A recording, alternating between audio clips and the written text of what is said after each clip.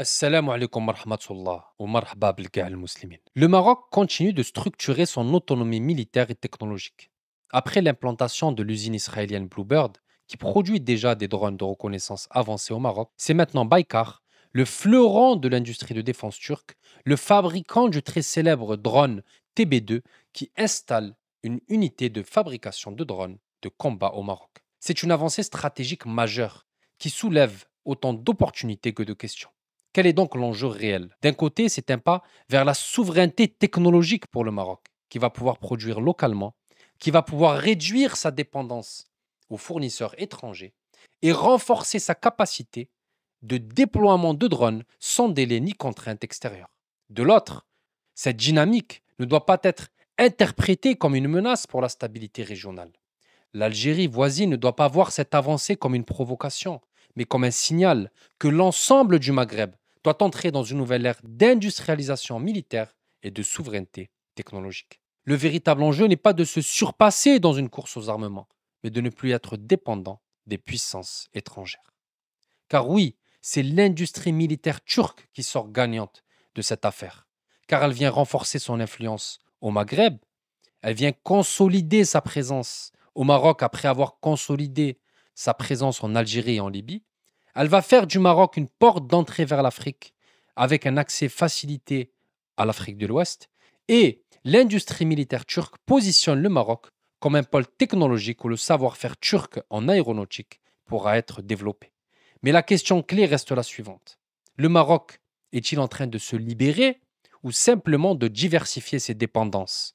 Car si le Maroc veut aller plus loin dans sa stratégie, il devra non seulement assembler des drones, mais aussi investir massivement dans l'éducation et la recherche et développement.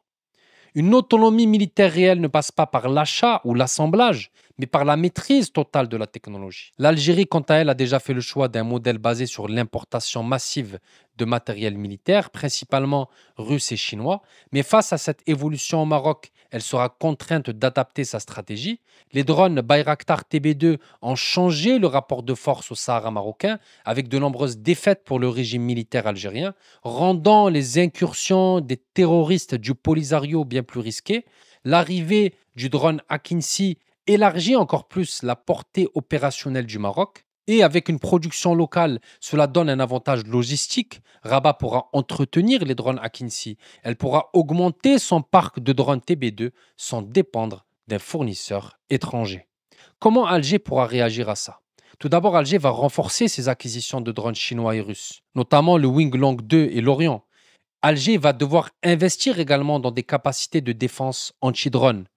Et mais surtout, Alger va multiplier ses alliances stratégiques, notamment avec la Russie, pour obtenir plus de garanties sécuritaires. Mais cette dynamique mène à une impasse. Car plus le Maroc s'arme, plus l'Algérie devra réagir.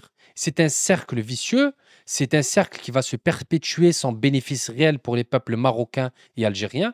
L'intérêt des deux nations n'est pas de se neutraliser, mais de développer une industrie locale. Il faut que l'Algérie puisse produire ses propres armes, que le Maroc puisse produire ses propres armes sans menacer la stabilité régionale et sans devenir les pions des grandes puissances.